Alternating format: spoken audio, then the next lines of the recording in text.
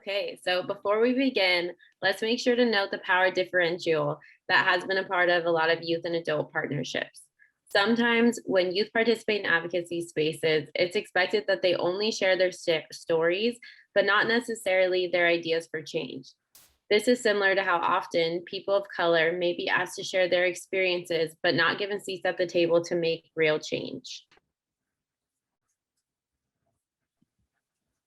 When I was in a group home, the police was always called all the time, no matter if it was an argument or a fight. It was an automatic 911 call. To me, it felt like a setup. It felt like staff didn't care if I was arrested or not. Instead of helping to address the issue, they'd rather see me locked up. I wonder if the audience has had similar experiences. Let's see. Do you have any experiences with policing while in foster care? How was law enforcement used while you were in your placement?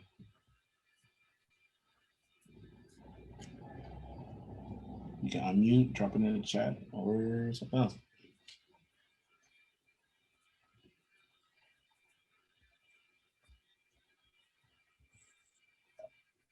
No? Okay. So this is the Q&A section. So I don't know if y'all heard it, but that was a question that was to the audience. It was like kind of a pause in the skit. Sorry, and I'll make sure I actually share to get us there.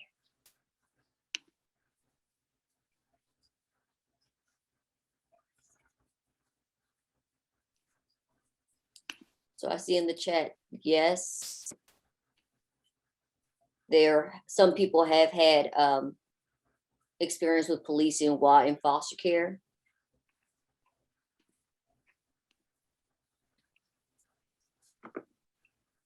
Would anybody like to share?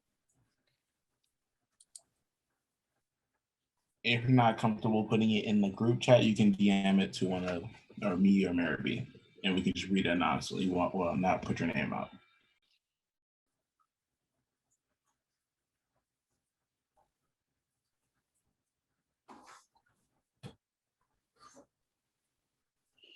I have somebody saying that police were involved in the mental health 5150 hold, but no therapists were.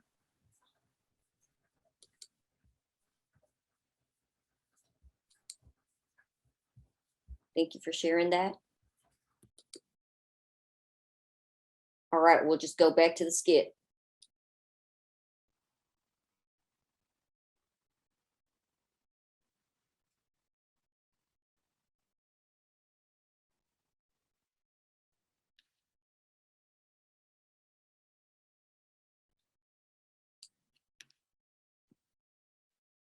Looks like we have youth 1. That's the same line. Yeah, you're gonna say it again. Oh, my bad.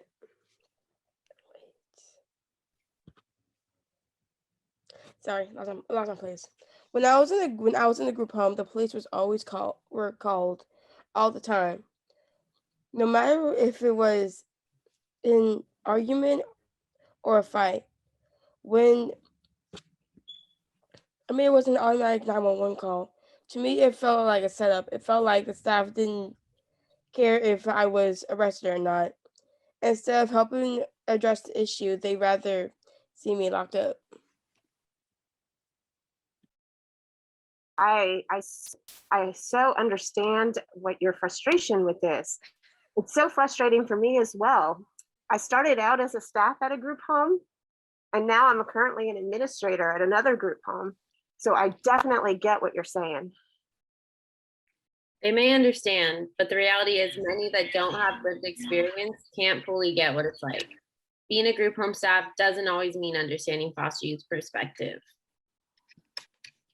But one thing we have to remember is that the police keep all of us safe. And although we don't want youth to end up incarcerated, the police play a role in ensuring that crises are immediately addressed. I think the question is whether there's a way to call the police and not have it result in arrests. So hard pause. This is where it becomes even more clear that this person may not recognize the power and privilege that they hold. Making generalized or all statements regarding the police can minimize the experience of Black, Brown, and Indigenous people who've been victims to historic and current police violence. Now the adult partner may truly have only positive experience with the police, which is a great thing. But stating that police keep all people safe is actually an example of colorblindness. Let's see what the audience has to say. So hold on. She said, police keep all of us safe. And even though she doesn't want everybody to be incarcerated, the police play a role to ensure that that a crisis is decreased and immediately addressed. How is this statement problematic? And how is it showing colorblindness? Is there a way that this adult partner could have said it a different way to be more inclusive?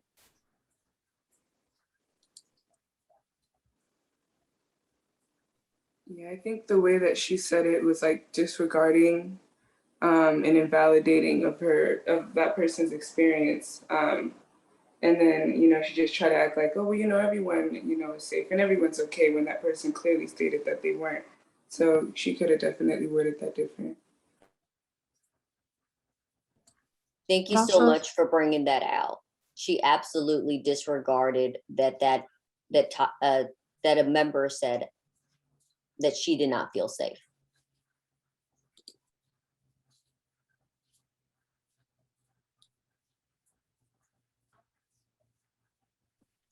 So taking my narrator hat off and putting my Michaela hat back on. This also would have been a great place to really kind of bring to the surface how like the system white supremacy has been built around white people to keep white people safe and acknowledging that white privilege. And so even if her experience has been positive with the police, there is systemic racism attached to why her experiences have always been positive with the police.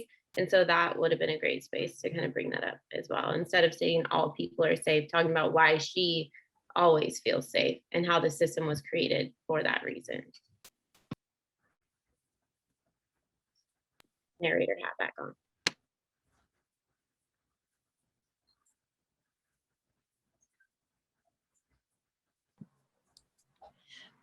So definitely agreeing with what Michaela said, just acknowledging that it's real, like just in that moment, you know what, you're right. Just that itself, it could have shifted so much of that dialogue, but it was a rebuttal, like Kwajay said. I also have somebody saying something in the chat saying that it seems like they like to pick and choose which crises have merit and those ones that do not equal incarceration. So absolutely, there's a way that the power is switched to somebody else to determine whether they're deemed like they should get the police called on them or not. Thank you for that comment.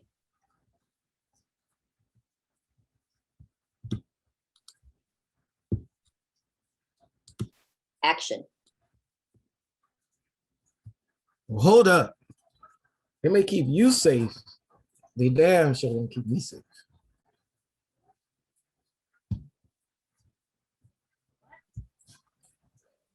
That's real. So that's two youth speaking to not having such great experiences with law enforcement. Now would be a great time for the other partners to affirm the youth's experience and ask them how they feel crisis de-escalation should look in group homes. I definitely understand the relationship between some of our young people and law enforcement, but I think it's important that we not see all police officers the same.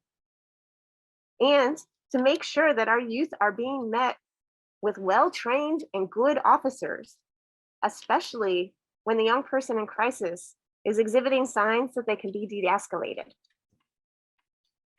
Well, this response was a little disappointing. Countering the youth's feelings about the police while telling them that not all police officers are the same is invalidating as hell. Regardless of whether we agree, we can't ignore the impact that over-policing has had and continues to have on communities of color. Yeah, this meeting really isn't looking like it's going good at this point. There's also a little bit of mediocrity going on here as well. Shouldn't all youth experience well-trained and good officers regardless of their behavior? Whoever deserves to be greeted by a bad cop? Also, structural racism is the word of the day. Racism within law enforcement is not just demonstrated through their officers, but also through the policies and practices of policing departments across the nation. That means that regardless of good officers within the force, and there are many, the issue is institutional. Well-intended officers are all forced to align or assimilate to practices that have long harmed communities of color. Again, the adult partner's inability to grasp more structural forms of racism is showing, and it's harmful AF. But that's just me. What do y'all think?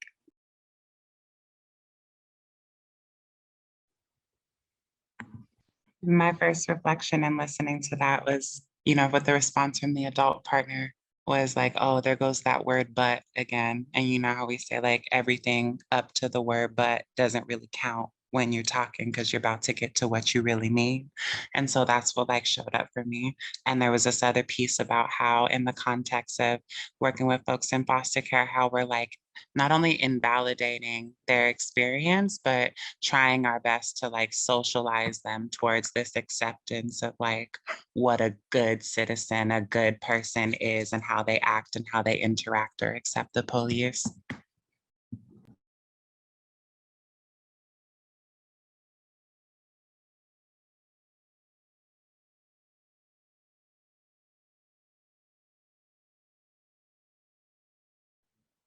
So just echo in the chat, and I was thinking it's traumatic, it's violence. Like I was thinking it is like, I think we use the term like shutting down, and I was thinking it's not only acknowledging the system, it's not only acknowledging white supremacy, it feels like it's violence against the young people who are sharing their truth. So in not only not affirming that is everything that's been said. I'm not great at this, but I'm not quick in the chat. That was my reflection.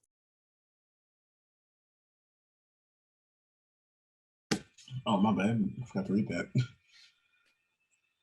And to make sure that our youth are being met with the training and good officers, especially when the youth person is criticized my bad, hold on. Youth person is in crisis, is exhibiting signs that they can be de-escalated. What stereotypes exist by youth of color and aggression? How could these stereotypes affect the statement bolded above?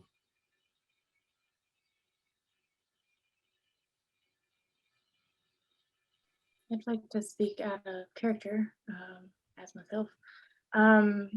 Like I often saw in group homes where youth of color were like characterized as angry or defiant for speaking up against them, against the injustice they were experiencing. And that in turn made it more likely for the group home staff to feel the need to call the cops or feel the need to intervene instead of de-escalating. Like it became a character trait versus helping them. Yeah, exactly. Like what and also what stereotypes? Like you said, youth of color, you got the police called on them. Like my youth, people of color. What's also a stereotype for them with aggression and that? Like, what do you usually see on media and news when it comes down to aggression?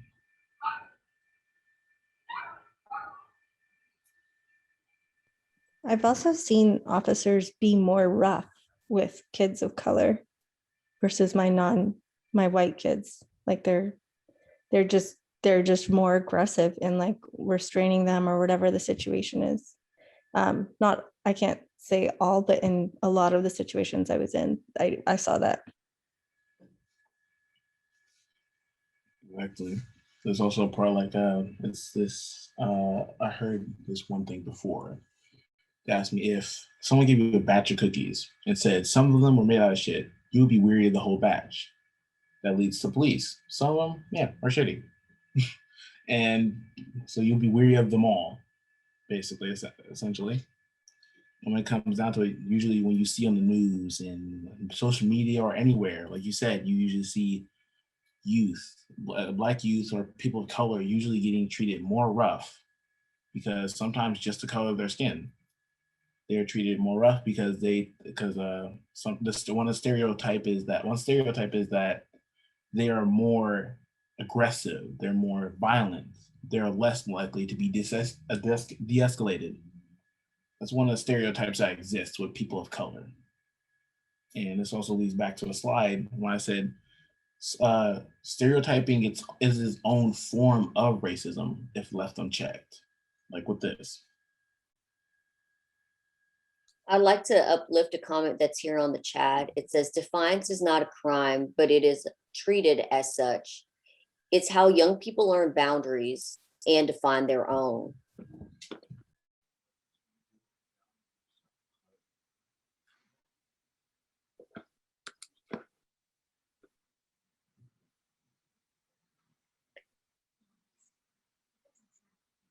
Anyone else has any comments or questions?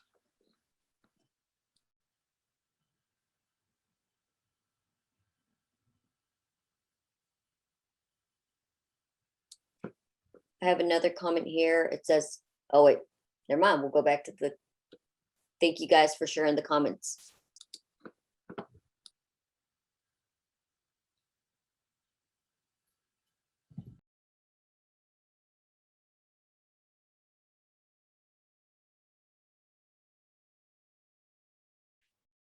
I'll just say this because I think to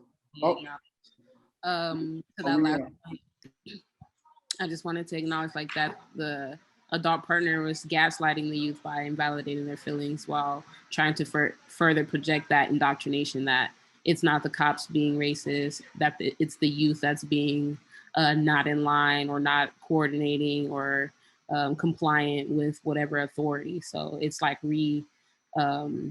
iterating and reinforcing that hierarchical dynamic while invalidating that youth.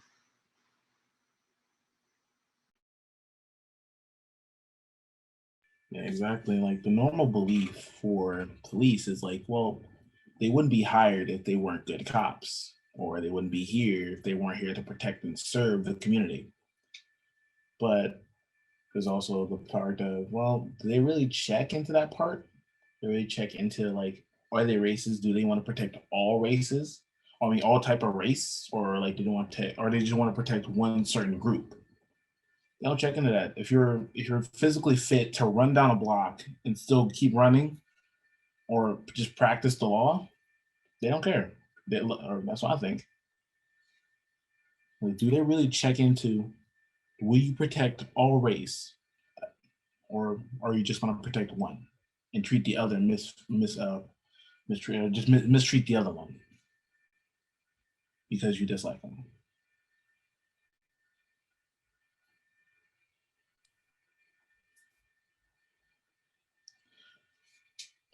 And action. I think what we're coming across are real safety issues and the need to decrease harm done in placements, as well as the over arrest of youth in foster care. Okay, so this triggered me a little bit. Who do the partners believe are doing the harm? In foster care, there tends to be an assumption that youth in care are troubled kids with behavioral issues. However, when looking deeper, we often find that youth are being treated as troubled from the jump, regardless of their behaviors. This partner's words hits as if the youth are the problem and not inadequate support with placements.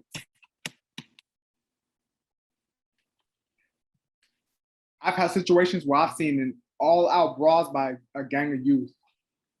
Using gang when describing use of color is coded language, an example of covert racism because of its negative connotation and common association with Black and brown people. Stay woke. And in those situations, I had to know what to do about it. So the police are essential. However, I don't want you to automatically be arrested unless they did something wrong. Are the police essential? Or do you need to learn how to address and de-escalate conflict? Asking for a friend. In fact, let me ask some of our friends in the audience more about this.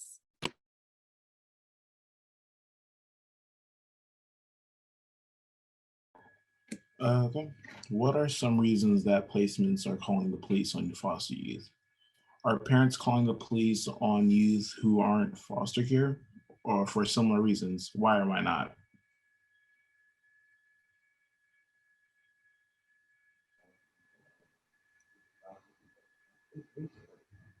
I wouldn't personally be able to come up with a reason why anyone is calling police on the foster youth, but it definitely has to do with that aspect of normalcy that's lacking in foster care. You know that if something goes on between you and your family, you know there's a certain level of patience and grace that's offered to youth that are struggling with their behavior, that are going through things. But in foster care, there's that element that's lacking, which is why I say it's lacking in normalcy because you know that's a normal family dynamic. Um, and oftentimes when something goes down in a placement, it either ends in weird, you know, vibes, 7-day notices, or someone criminalizing you and trying to further control you. Using the police is one of those tactics. I really couldn't tell you any valid reason why, but that's just the way that the foster care works as of now. Yeah, going off. Oh, sorry. Going off of Kwaje's point too, like using like looking at age appropriate behaviors, we definitely, or I've seen foster youth use the police as a way, like if the social worker isn't responding. So if you have a teenager who is like not wanting is age appropriate behavior, you know, like testing the boundaries of the limitation, which we know all teenage young people do. It's a normal behavior. And the social worker isn't answering, the police are usually like that next person that is called in foster care, which isn't normally happens when you're not in foster care.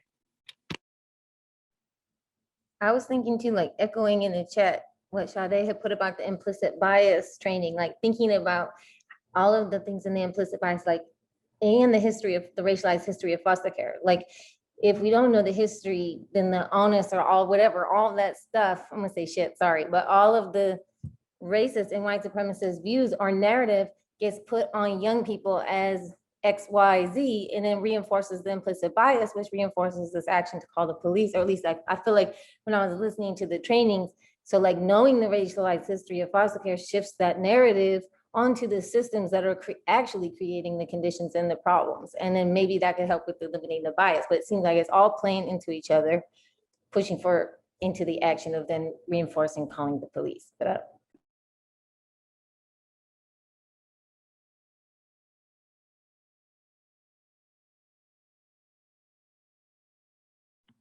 Yeah, I see in the chat someone was trying to like address AWOLs, and that was literally what was coming up for me. I remember that there would be staff who would literally use AWOLs and call in the police as a form of trying to like control the folks that were staying there. Like, I did not give you permission to go outside and get air for 5 minutes. If you go outside, I'm gonna call you an AWOL.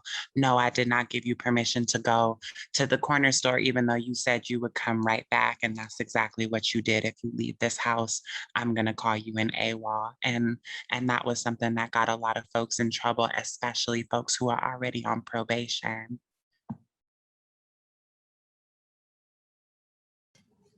Yeah, and I have. Go ahead, Jay. Because I actually, there's a story about that. My friend, he was in a group home. He talked to a social worker because he was having suicidal ideations. So I mean, we were there. Suicidal ideations, and when he did, his social worker called the group home, and the group home called the police. The police just came in there and just started attacking him out of nowhere. He got up. He's a bigger guy. You will see him on the defensive line. That's how big he was. He got up and because he was confused because the police just busted down the door. He was confused and he was attacked. He's fighting, and that just shows how.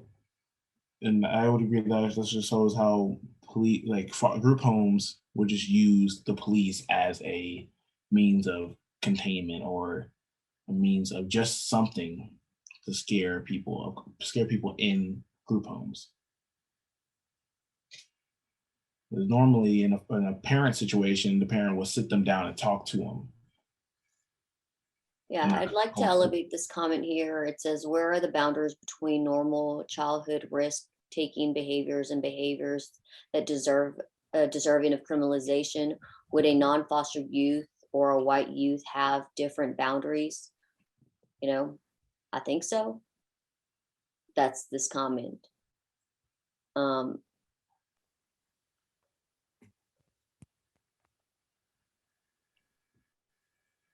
Not only And different then somebody boundaries, said, because we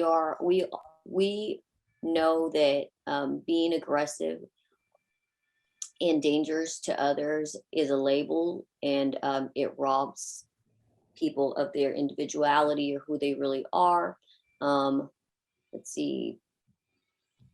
Would anybody else like to share their comments, or I can read some more stuff off the chat?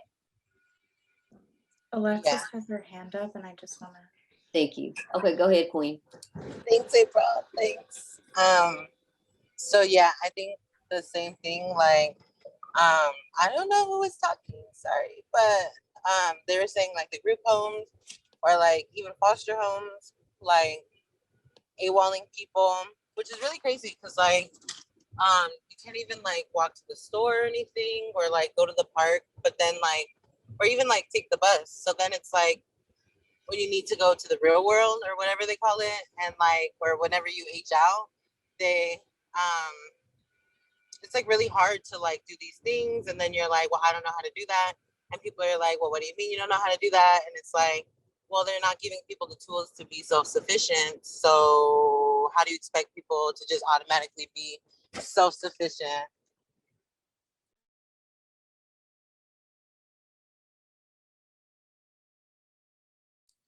Thank you for that, Queen.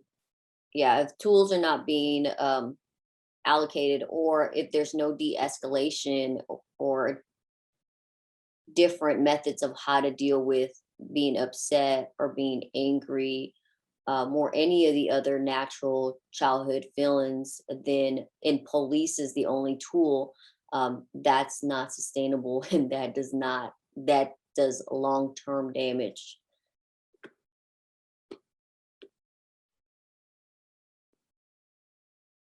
And we'll just go back to the skit.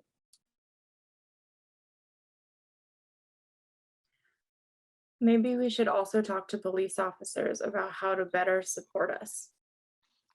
A well-intended suggestion. However, placing the responsibility of training the police onto people of color has not really made substantial changes to how their communities are policed. Structural changes need to be made alongside the training for it to be impactful. These are sentiments that the communities of color have been making for decades. Nah, I'm good. Police have been ranked already, and to be honest, that's not the issue here. The issue is that foster homes, and especially group homes, keep finding reasons to call them instead of somebody helping us when we are struggling. This is everything. So stepping away from policing, the concern here is why the staff are calling the police on you so quickly and so frequently. I'm in a group home now. They aren't just called for gang fights. They call the police for anything. And while we tiptoe around the issue, they call police on Black and brown youth more. I'm white, and I can see this clear as day. So come through with the youth allyship. So notice how none of the other youth brought up race. I wouldn't say it's because they aren't wanting to, more so because whenever folks of color bring up race, they're treated as if it's a point, as if their points are invalid, as if they use race as an excuse. You may know it as the race card, but in reality, it's another mechanism used to detach from addressing racism. Shout out to this youth for calling it out, though. There are many ways that white people, especially youth, can use their own voices to ensure that youth of color aren't shut down during these types of heated dialogue. They call the police on all youth, not just Black and brown ones.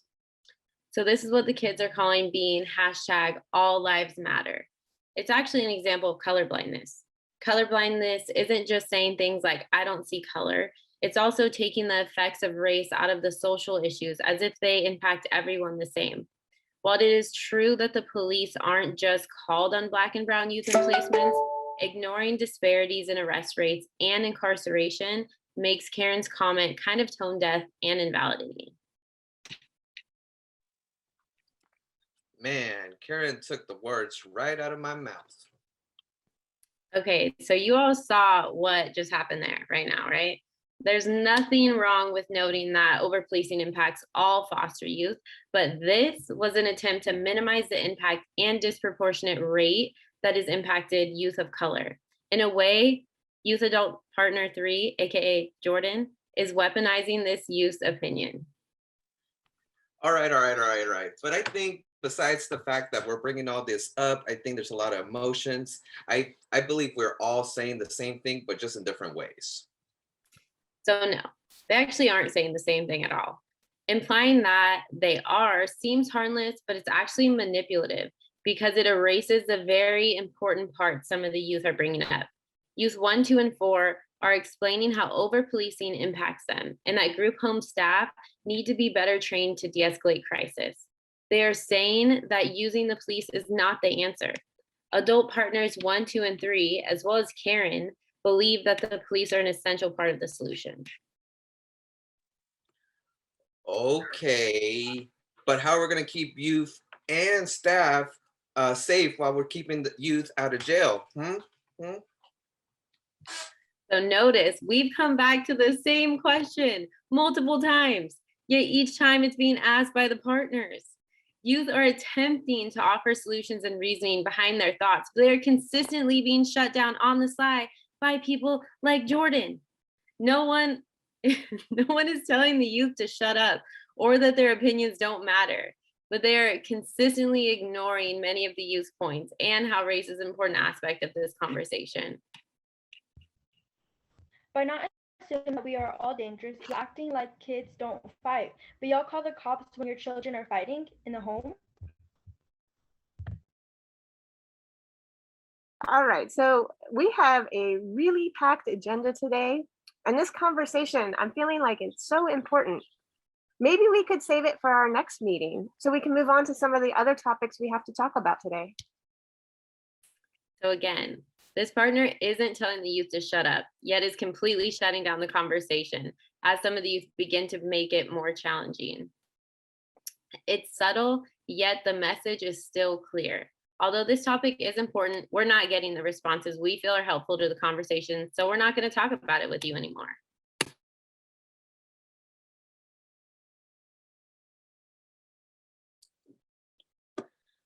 Oh my. So, several things were happening there.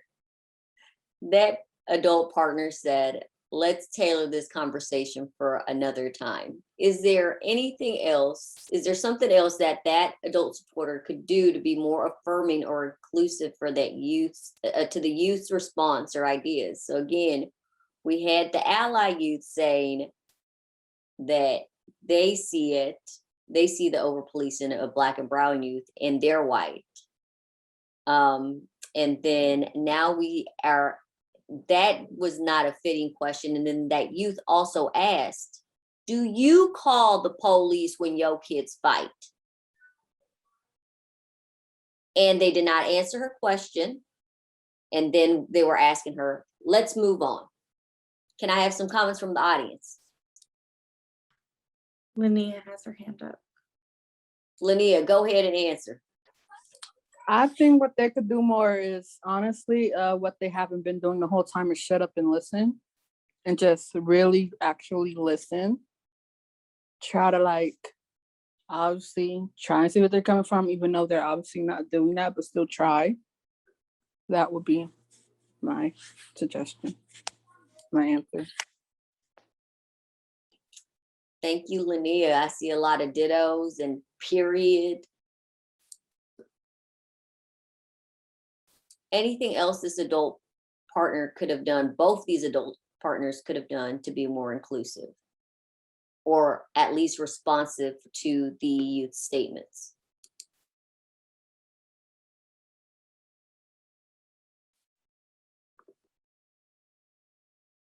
I have somebody saying the statement from the youth started with, them not feeling safe asking to postpone a conversation with youth who doesn't feel safe in their placement isn't okay at all. Yep. It's very important for young people to feel safe in their placements, and you completely undermine their safety. Somebody says attend conferences on race equity.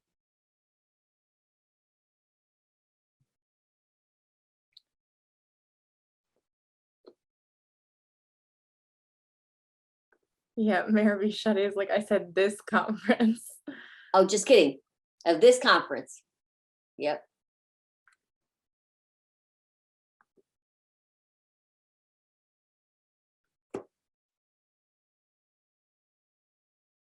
People are saying we agree with Linnea. They should be listening.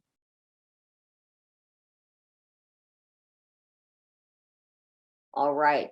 Thank you, everybody.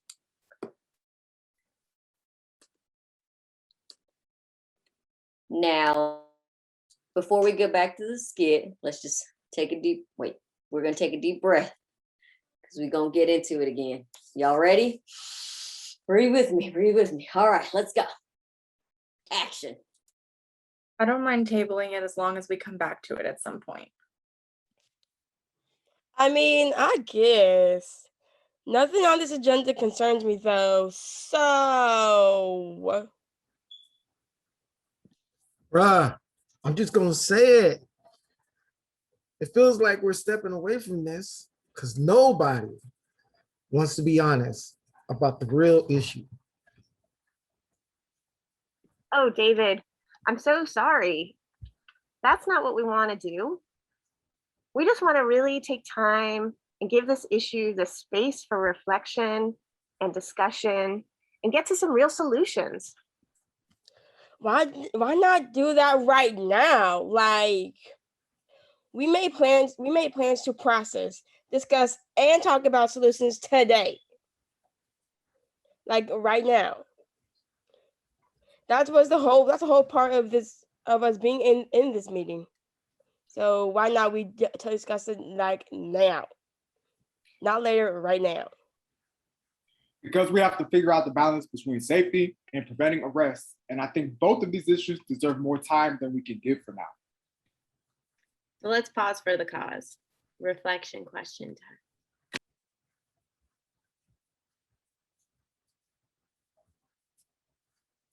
All right, everybody. Breathe, breathe, breathe, breathe.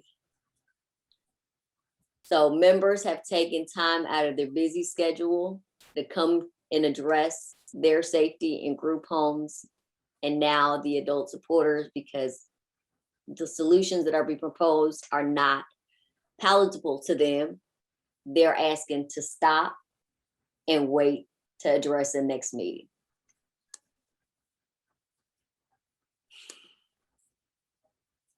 All right, next slide, please.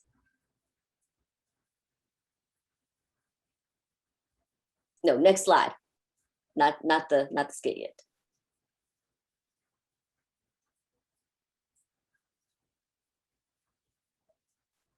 Or I can just ask the question. Were there any valid points? Maybe that go back parent- to the skit. Oh, no, just kidding. Okay, back to the skit. I just want it to be known the main times I feel unsafe in my placement is with the staff and when the police are called. Y'all making it seem like it's us that's unsafe when the homes themselves be unsafe. Should I be calling the police on the staff members when they don't let me attend my visits? Oh, how about when a staff made me miss my hearing because it wasn't on a calendar? Because I feel unsafe when I'm not allowed to do the things I know I'm supposed to be able to do. I don't know about y'all, but these are some legit questions. And it also speaks to the way power structures are set up.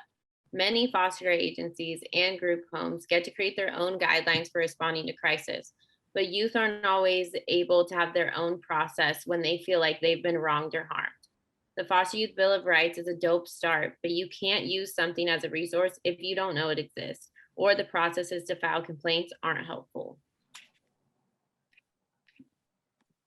I think this is a hard conversation, and I'm glad we're finally having it. I've definitely experienced bad things with both other youth in my placement and have had issues with staff. Youth have to take responsibility for their actions too. But wait, why is calling the police the only way to hold youth accountable? It's not a race thing if you're trashing your group home and the police are called. True, but it is if you only call the police when certain types of youth trash the home. It also is if there's only a certain type of youth you're placing in that home in the first place. That's the consequences of your actions. I know because I no longer do the things like that, and because of this, I don't have to worry about the cops being called on me. This is multi-layered, so maybe we can dedicate another meeting to focus on just this topic. Yeah, I really don't know about this, but I really want to hear what the audience has to say.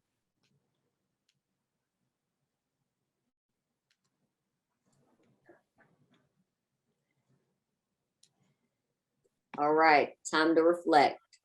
So are there any valid points that Karen has brought up during this meeting? What are they adding or taking away from the conversation as a whole from the other members? Do I have any hand raises? Anybody like to come off mute?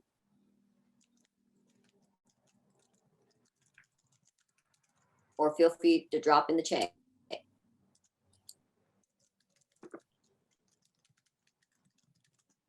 It says,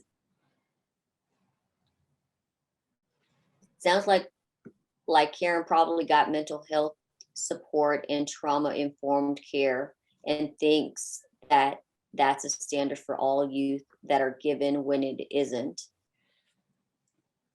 Good point.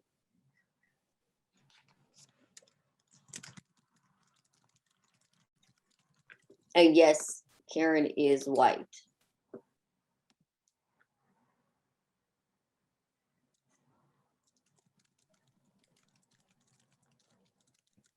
I think she can inform on how care should look. So can you add a little more? Oh yeah, I was trying to elevate the chat more, but yeah, so I think similarly to what Alexis was saying, like it seemed like Karen actually had positive experiences. So I think maybe they could help with some ideas as to how to structure some of these services better.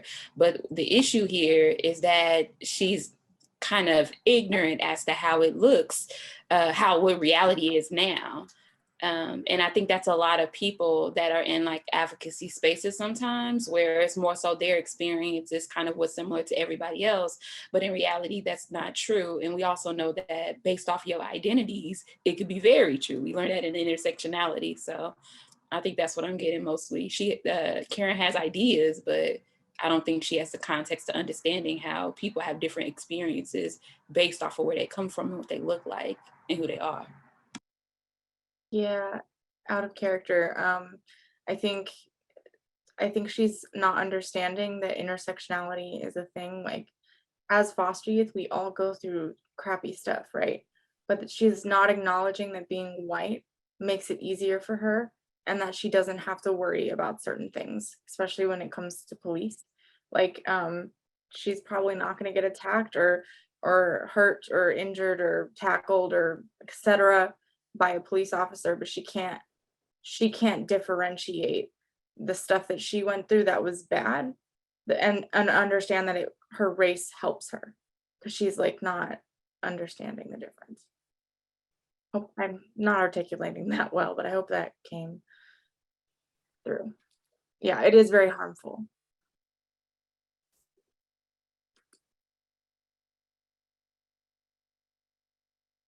It also sucks because we actually need her to be a right-on brother and sister. Right.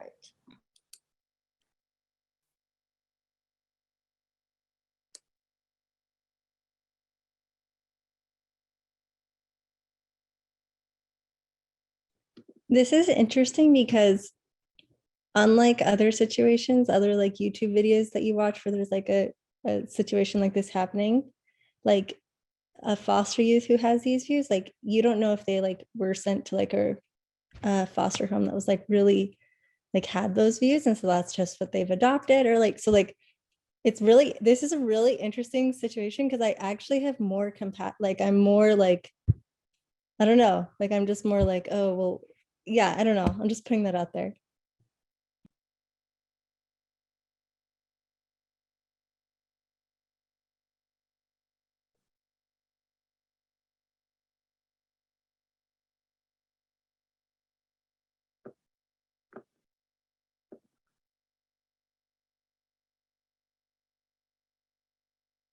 Thank you. Would anybody else like to share?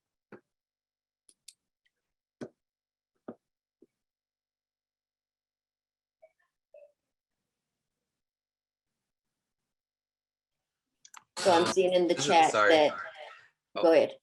This is out of character, but I feel like that is something that there is a moment where I'm relating to Karen in this situation from my personal experience. I feel like there's times you have to like assimilate in your environment. Is like, don't break the rules, don't break the just and like don't rock the boat, follow all the rules, when really like the rules were meant to control all the individuals in that placement. So it's just really eye-opening, like even though Karen is having good intentions and is like making sure that no one gets harmed, not really addressing the root cause that these rules are meant to perpetuate harm of youth and color. So just wanted to throw that out there. Thank you, Jordan. Yeah, somebody else was trying to elevate that in the chat, that that Karen is coming from a good place, but it's so deeply rooted and she doesn't understand the harm and the problematic aspect on not being able to kind of connect the dots.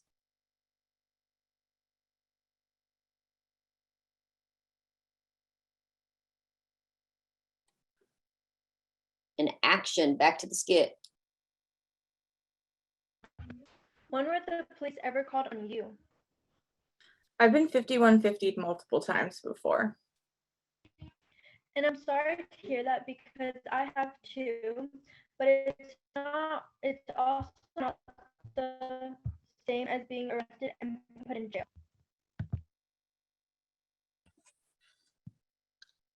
Hard to speak on this one because both alternatives truly suck. But the average stay on a 5150 is 72 hours. What's the average stay in juvenile detention? All righty. Well, as you know, an adult partner here, I think we can move a few of the other pressing issue items to our next meeting and focus on this one today since it seems so important. I mean, I wanted to talk about a church camp opportunity and share that with you all. That was all fun, but it looks like y'all want to talk about this instead. These conversations are hard, but super important. It's great this partner is advocating for this discussion to be continued. We'll have to work together to get to equity. Now, I see we're already running out of time for our other agenda items. So we will go ahead and table this for right now. And we'll dedicate a full meeting in the future to this really important discussion. So youth, I want to thank you all for coming today and sharing such powerful personal stories and perspectives. We truly appreciate everything that you've brought into this space, and we will look forward to seeing you again at that next meeting. For right now, if you all want to go ahead and you can leave, we're going to go ahead, adult partners, we're going to go ahead and move on to foster parent training next. And if we can give a hand clap to our actors, that is seen. Also, it was very difficult to stay in character with Kate's mask. I know, Kate, you were killing me. I love it. I could And not keep a Kenny. straight face. I'm sorry, I couldn't. And Jordan.